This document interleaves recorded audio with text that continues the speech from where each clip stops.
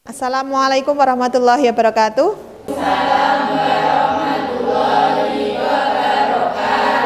Sugeng enjang para siswa sedaya. Enjang. Nggih. Saderenge pasinaon menika kawiwitan, monggo ketua kelasipun miwiti dedonga rumiyin. Monggo. Di tempat duduk siap berat. Donga kawiwitan. Bismillah. Amin. Cekap istirahat tempat duduk berat. Nggih.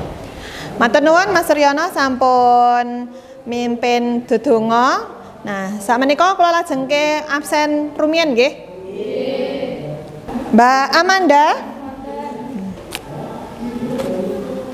Mbak Aulia. Mbak Vina. Nggih, sampun. Alhamdulillah wonten ing dinten menika mlebet sedanten nggih. Nggih, alhamdulillah sampun paringi kasarasan kesehatan. Monggo dipun ginakaken kangge hal-hal ingkang positif, kewajibane kita sinau. Monggo pasinaon menika saged dipun maksimalke napa ingkang Bu Isna wulangke mengke dipun gatekke nggih. Nggih Bu Isna badhe nyekar, mengke dimirengke nggih. Nih, nah ananging saderengipun Bu Isna badhe paring pitakonan rumiyin. Kala wingi sampun sinau bab napa mawon? Bab tembang kinanthi. Paugeran, lajeng damel parafrase kalian damel tembang. Nggih, leres. Kala wingi sampun sinau bab menika. Nah, sakmenika mangke latihan nembang kinanthi. Coba dimirengke Bu Isna badhe nembang, nggih. Kalau wingi lak sampun kula share nggih materinipun nggih. Tembang sampun dipun bikak. Oh, sampun nggih. Tapi dimirengke sakniki Bu Isna badhe nembang. Sekar kinanthi, laras slendro pathet songo. Mongko kanthi ning tumuwa yeku pangreksaning urip. Nah, menika tembang kinanthi. Laras slendro pathet sangka sing arep disinaoni ing dina niki.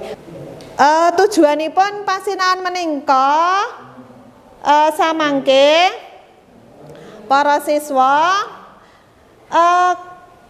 kaajab utawa kasuwun saged mangertosi teknik vokal wonten ing tembang kinanthi nggih. Teknik vokale nembang niku dos pundi? Kalian samangke kaajab siswa saged nembangke tembang kinanthi kanthi bener. Menika tujuanipun nggih. Atas semangat to? Tasih. Nah, supados tambah semangat monggo dipun teriakkan yel-yel SMK Kiambak. SMK.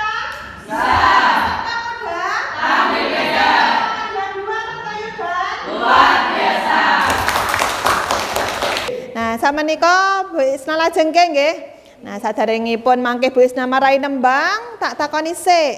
Nah, nalikane nyanyi iki kudu kepiye to? Sing perlu digatekke apa to? Wiraga. Wicara wonten wirasa lan wirama. Nggih leres. Nek wiraga ki apa to wiraga kuwi? Oh, sikap tubuh. Tubuhe kudune, awake kudune kepiye? Ngoten nggih, dudune jejeg. Terus apa melih? Mboten lendetan. Nggih, kudune luwes. Mekaten nggih? Lajeng niku wiraga, terus wonten wicara. Wicara kuwi lek omong kudune kepiye? Lek nembang kudune kepiye? Kudu jelas, kudu cetha.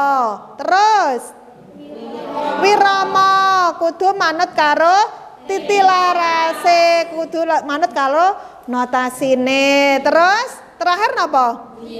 Wirasa. Wirasa menika nek menawi tembang kinanthi menika kaanggih dening sinten nggih? Sapa? Mangkunegara Sekawan. Ana ing Serat Wedatama. Nggih, watake napa to tembang kinanthi? bunga asih atut runtut nggih. Para siswa jebule pun sami mangertos nggih bab-bab utawa teknik kang kudu digatekke nalika nembang menika. Nah, saniki langsung mawon nggih. Menika wonten tayangan tembang kinanti kalian titilaras. Titilaras menika napa? Titilaras menika notasi endek dhuwure swara ana ing lagu kalian cakepane. Cakepan menika syair, syair tembang. Ananging samangke Bu Isna langsung kemawon marai nembang nganggo syaire utawa cakepane, nggih? Nggih. Para siswa sampun gadah catetane tembang kinanti? Sampun. Oh nggih, sampun. Nah, langsung kemawon mangke Bu Isna nembang saben gatra terus para siswa saged nirokke, nggih? Nah, mangke sak kelas nirokke Bu Isna kabeh barengan. Nah, mangke menawi sampun lanyah mengke saged saben baris, mengke sebelah tengene Bu Isna, sebelah ngajenge Bu Isna, sebelah kiwane Bu Isna. Nah, menawi sampun mengke saged melih dipecah melih ke kelompok ingkang luwih alit, nggih? Nggih, mekanten. Sampun mudeng? Nah, sakmenika sareng-sareng rumiyin bebarengan. Dipun mirengke kalian mengke ditirokke. Mongko kanthi ning tumuwa 1 2 3 mongko kanthi ning tumuwa yeku pangreksaning urip yeku pangreksaning urip. Nggih. Alhamdulillah sampun manut titilarase nggih swantene sae sanget. Mesti videone sik pun tak share menika mesti disinaoni nggih. Nggih. Nah, sak menika langsung kemawon saben baris nggih. Nah, sakmenika saged saking barise Mas Dwi rumiyin.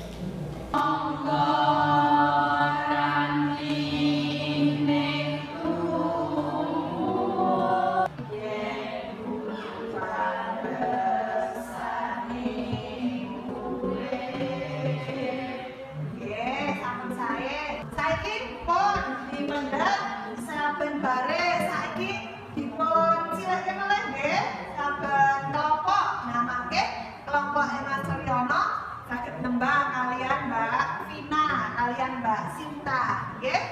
Nggih. Mongko kanthi ning tumuwa yeku pangreksaning urip. Alhamdulillah, wow, para siswa sampun saged nirokke kanthi benar. Wonten ing pasinaon menika samangke para siswa ndamel video nembang kinanti kalian kelompoke. Dados samangke para siswa ndamel kelompok, saben kelompok gangsal siswa. Nah, mangke saged milih piyambak kelompoke sinten. Mekanten nggih? Nah, sakmenika para siswa ndamel kelompok rumiyin. Monggo. Sampun niki?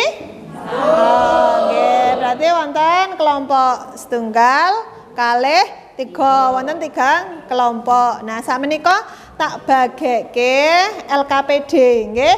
Samangke para siswa saged ngandharaken utawa njelaske tahap-tahapanipun damel video menika ajeng dos pundi. Nah, Menika tahapanipun wonten perencanaan pengambilan video, setelah pengambilan video atau pasca produksi kalian pengumpulan video saged dipun isi. Nah, mangke isian menil KPD menika dados ancer-ancer anggene samangke para siswa damel videone. Mekaten nggih. Nah, wonten ingkang badhe dipun tangletaken gegayutan kalian LKPD menika? Mboten. Nggih, alhamdulillah berarti sampun jelas. Nah, sakmenika para siswa saged milai diskusi kalian koncone, kalian kelompoke damel ngisi LKPD-ne.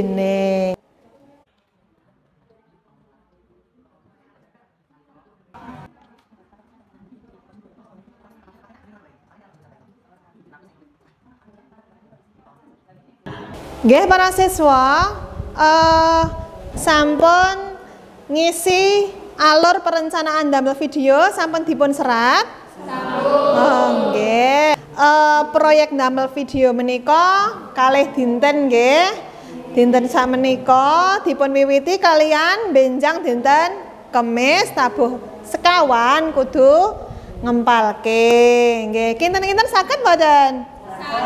Saged nggih, wong sampun sami lanyah, ananging sabibare niki mangke dilanyahke melih kalian kelompoke. Sakmenika monggo para siswa dimaksimalke wektale kangge latihan kalian koncone latihan nembang. Mengko nek ana kancane sing urung bener olehne nembang, titilarase utawa wiramane saged dipun warai. Nah, nggih pinter nggih. Monggo dipun apa sinaoni melih monggo kalih kelompoke nggih. Nah, mungkin enten aja nyuwun pirsa saged teko takon kemawon. Enten ingkang badhe nyuwun pirsa takon kalih Bu Isna. Ajeng tantang. Pripun? Ngenjing niku kostum niku kepripun nggih? Oh, kostum. Kalian apa melih? Nah, nek pitakon sanese mengke tak jawab sekalian. Oh nggih. Nah, nek alure niku anu kiambak-kiambak to, Bu. Maksudnya niku perkelompok niku benten-benten ngoten. Oh, nggih mboten napa-napa. Nah, nek alure kula ning kelompok kalih pripun? Mas Riono. Nek alure kula kelompok kita niku ngaten, Bu. Ajeng awak dhewe niku nganu rumiyin guyon-guyon rumiyin to, Bu. Lah mangke niku mangke nubruk bocah langsung. Nah kita niku ngendika daripada awak dhewe guyon mbok ayo dhewe sinau nembang mawon. Anak basa Jawa niku enten tugas nembang ngoten. Dadi didamel kados drama ngoten nggih. Mas Dwi. Mas Suryono menika nyuwun pirsa. Klambine ajeng napa? Mekaten namu. Nah samangke saged dipun seragamke berarti nggih sekalian mawon kalian nek alure kuwi nek ngon Mas Suryono niku ajeng didamel tambahi drama ngoten dos pundi. Nah, dados diseragamke mawon nggih kapisan kula wangsuli damel video menika seragamipun badhe napa? Kinten-kinten sing kabeh do duwe. Batik kepripun? Oh, dados seragame batik. Nggih. Berarti kerudunge teko ngono mawon nggih. Bebas nggih menyesuaikan. Lajeng gegayutan kalih video menika miturut Bu Isna menika menawi badhe dipun tambah supados boten membosankan namung menyanyi tok menika saged ananging intinipun saking video menika ingkang baku sing ajeng dipun biji menika lak nembange to nggih sing perlu digatekke nika durasine maksimal 1 menit. Lajeng ingkang penting menika nembange amargi pasinaon menika ingkang dipun garis bawahi nggih menika nembange. Kalian mangke dipun gatekke teknike nggih wiraga, wirama, wirasa, wicara Wicara lan wiramane digatekke. Nah, carane nembang pripun? Arep lungguh apa arep ngadeg menika? Ingkang sae menika nganu napa? Menawi panembrama menika lak lungguh to? Nggih. Menawi lungguh langkung sae. Yang penting suarane mengko kudu cetha. Terus posisine badan utawa sikape wiragane nggih luwes, ora sah kaku-kaku mekaten. Terus ada penghayatan ora glelengan olehne nyanyi. Terus sesuai karo titi larase. Mekaten nggih, paham badan? Berarti para siswa saged enggal-enggal nyiapke damel videone. Videone sampun Bu Isna pirsani. Wonten 3 video nggih, amargi wonten kelas 12 PHP menika dados 3 kelompok. Nah, samenika mangke saka asiling video menika dipun presentasikaken dados samangke videone Bu Isna puter. Mangke saged dipun pirsani asiling garapane koncone. Terus tugase menawi wonten kancane videone kancane ditayangke misalnya saking kelompok setunggal lajeng kelompok kalih kalian kelompok 3 berarti paring panyaruwe. Para siswa, alhamdulillah asiling video saking para siswa sedaya khususipun kelas 12 APHP menika sampun dipun kirim wonten WA Bu Isna nggih. Sampun kula bika asilipun samangke saged saking video menika saged dipun presani sesarengan nggih. Lajeng mangkin kula putar kula napa nggih presentasikaken mangke para siswa saged ningali lajeng paring panyaruwe utawa pamanggih, paring kritik saha pendapatnya seperti apa. Dos menapa saking video koncone menika nggih. Mangke 3 video saking kelas menika kula tayangke sedanten. Mekaten nggih. Nggih, sapunika dipun wiwiti saking kelompok Mas Riono kelompok kalih. Nah, menika Kula kali rencang-rencang badhe nampilaken tembang kinanti tugas basa Jawa. Sik sampeyan kene ora tugas basa Jawa kae. Iya, kan gawe tembang kinanti. Iye Bu pangresane urip. Nah, sampun menika asiling video saking kelompok kalih. Paring tepuk tangan rumiyin. Nah, menika nggih. Mas Suryono kalih kanca-kanca sampun damel. Nah, samenika langsung kemawon paring panyarwe utawa pamanggih kritik lan saran utawa napa masukan ingkang sae menika kados pundi menawi wonten kekirangan. Nah, para siswa saka asiling video menika ingkang dipun presentasikaken wonten panyarwe utawa pamanggih saka asiling video menika cobi saking kelompok setunggal sinten ingkang badhe paring panyarwe? Oh nggih, Mas Dwi, monggo. Badhe nambahi panyarwe wiraganipun sampun sae namung enten satunggaling rencang kok ndanak nggih niku. Nggih, matur suwun. Nggih, Mas Dwi, matur nuwun nggih. Sae sanget sampun paring panyarwe saking video menika. Wonten ingkang sanes saking kelompok setunggal menika? Sinten? Melih? Kula. Oh nggih, monggo Mbak Sofi. Tes pundi? Badhe nambahi Bu. Oh. Punika wonten bocah ingkang lewat fokusnya dados ilang Bu. Oh alah nggih, wau wonten ingkang liwat nggih nggih. Nggih. Saking kelompok sanes berarti kelompok 3 nggih. Cobi enten mboten? Mbak sinten? Oh Mbak Tifa. Nggih, pripun Mbak? Niku anggene nata kamera kirang pas. Oh, kirang pas. Mboten teng tengah napa pripun maksude? Nggih. Oh, nggih. Lajeng apa melih? Sampun. Sampun. Namung nika. Oh, nggih. Berarti wonten tigang panyaruwe nggih. Kala wau Mas Dwi napa ndangak nggih. Wonten ingkang ndangak lajeng menika Mbak Sofi napa mau Mbak Sofi? Wonten bocah ingkang miyos wonten ing wingkinge lajeng tata letake napa kamera nggih. Nggih, leres. Dados sae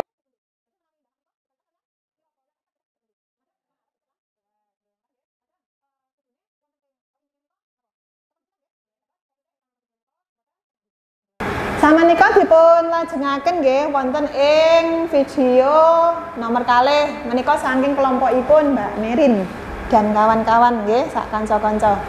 Sebi ditingali nanti permati. Assalamualaikum wabarakatuh. Kita saking kelompok 3 ajeng nembang kinanti. Setunggal kalih 3. Monggo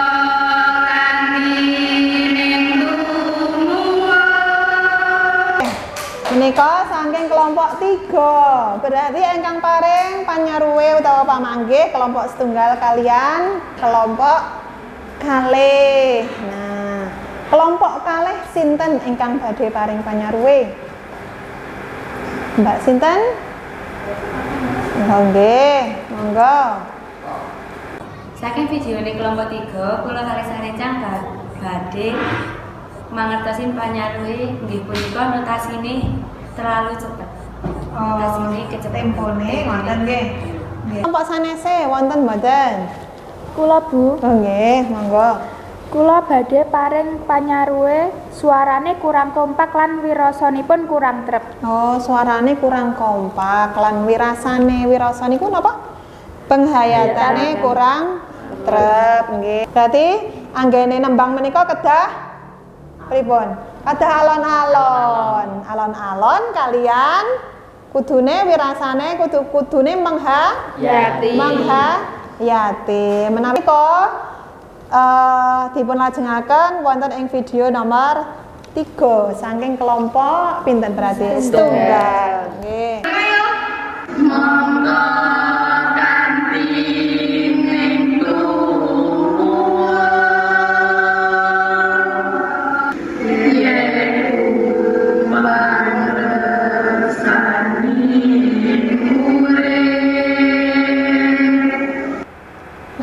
Sampun menika saking kelompok setunggal keplok. Nggih. Nah, wonten panyaruwe kalian pamanggih saking asiling video kelompok setunggal wonten mboten? Mboten?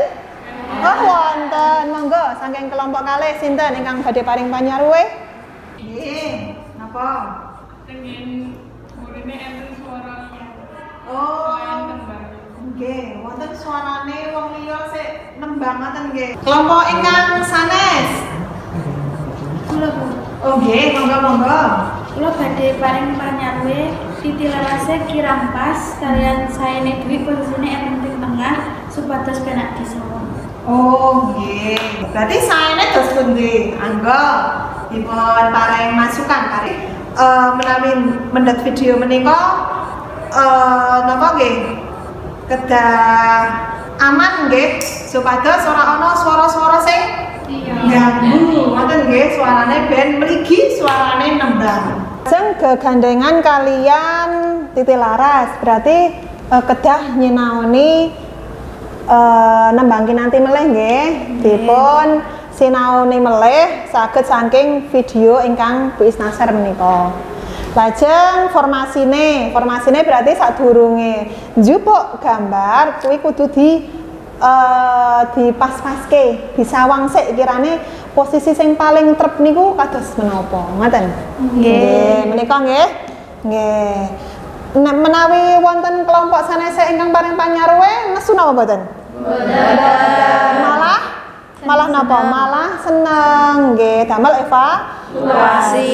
Nggih, mekaten para siswa, alhamdulillah video ingkang dipun kirim menika saged dipun presentasikaken, saged diparingi panyaruwe pamanggih damel evaluasi menawi ngajeng damel video menika kedah nggatekke poin-poin ingkang kudu dicaweske supayane samangke asile video menika langkung Ae, maka siswa kita lak sampun nglampahi nggih saking kala wingi ndamel napa latihan nembang, lajeng proses ndamel, lajeng kala wau sampun dipun presentasiaken. Nah, Bu Isna pengen mangertos saking kelompok 1, kelompok 2, kelompok 3 wonten kendala mboten?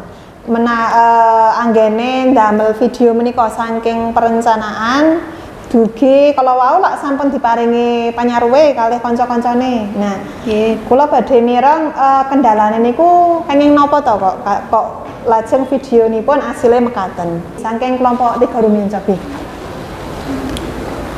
Mbak sinten? Mbak Fareza. Monggo. Amargi rencang-rencang wau kirang fokus. Oh, kirang fokus. Sekiranganipun amargi kirang fokus. Menawi pas ndamel video menika wonten kendala mboten saking napa praproduksi, saking pengambilan video, dumugi pengumpulan wonten kendala mboten? Mboten. Sampun lancar nggih. Namung niku nggih pas pengambilan video kirang fokus ngoten nggih. Nggih, mekaten. Lajeng kelompok sanese, kelompok kalih, cobi. Dalane niku amen saking video ingkang kula damel menika susangganipun golek panggon ingkang sepi amarga menika pas waktu istirahat lan ramene bocah, Bu. Oh, ramene bocah. Terus kelompok kalih menika pados papane susah nggih ingkang sepi nggih. Menapa? Lajeng kelompok sanese? Nggih, kula badhe maringi pencerahan. Ingkang pertama kekuranganipun suarane bebarengan kalih enten suara saking kelompok liyan amargi bebarengan niku pas pengambilan video. Nggih, ingkang kaping kalih titilaras kemampuan suarane setiap bocah niku benten-benten. Ingkang kaping 3 posisinipun amargi masalah pencahayaan dados mangke ndak nutupi ngoten. Oh, mangke ndak nutupi. Oh, nggih, nggih. Mugi-mugi ngenjang saged napa nggih dipun handle nggih kekiranganipun nggih. Mangkaten. Ingkang perkawis sanese pun mboten wonten nggih. Nggih. Nah, samenika napa nggih rasa pun cekap, lajeng niki mangke tak paringi soal evaluasi. Mangke saben siswa tak paringi soal samangke saged dipun garap. Nika.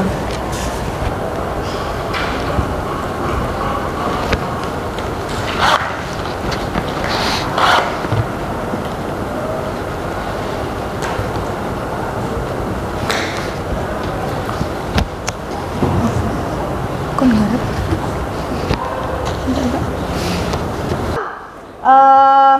Dinten menika alhamdulillah kita sampun sinau nembangi nanti nggih. Kalian sinau teknik nembangki nanti. Para siswa sampun mangertos carane nembangki nanti lajengan? Sampun. Nek nembang kuwi kudu manut karo titi larase. Lajeng kudu nggatekke teknike wonten wiragane digatekke terus wirasane wirama lajeng apa Mbak Sofi? Wicarane. Nah, penugasanipun samangke bocah-bocah saged ngunggah utawa ngupload asiling video menika wonten Instagram nggih diparingi hashtag SMK Muda Nembang Mocopat. Saged mboten? Saged nggih. Tepangan salajengipun kita samangke badhe nyinaoni teks deskripsi nggih. Kelas 12 menika sabibaripun tembang mocopat wonten teks deskripsi babagan perangan busana adat Jawa. Wisna matur nuwun sanget para siswa sampun aktif, sampun tumut pembelajaran kanthi tenanan. Nah, amargi wekdalipun sampun cekap, samenika saged dipun tutup nggih. Di tempat duduk siap berat. Donga kawiwitan. Bismillahirrahmanirrahim. Amin. Cekap. Keterangan lembut, Mbak. Kula pungkasi, assalamualaikum warahmatullahi wabarakatuh.